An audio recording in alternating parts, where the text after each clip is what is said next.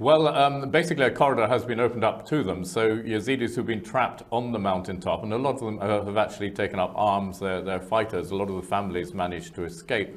They now have the option of staying put and having humanitarian supplies brought in much more easily over land than the very perilous helicopter trips that were the main lifeline. Or they could leave. So that is the option. The Kurds are extremely pleased with their operation. They say it achieved its goals. Its goal was to break the siege. But of course, there is still a long way to go. Mount Sinjar is a very big hill area. The IS forces, the militants, were all around it. Now a kind of corridor has been opened up, but it will still be vulnerable.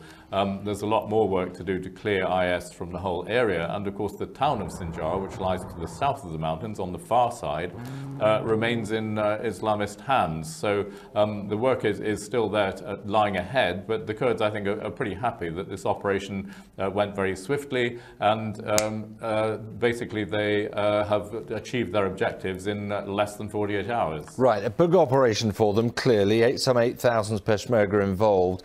How big would you say, how big a deal is this in terms of the ebb and flow of the conflict with IS?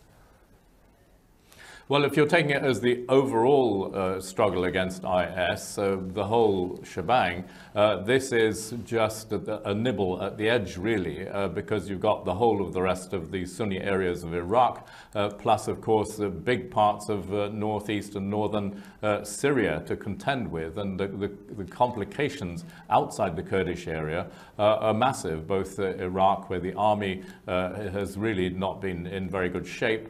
A lot of Shia militias are piling in, but that's complicated. You can't overrun very safely Sunni areas with Shia militias.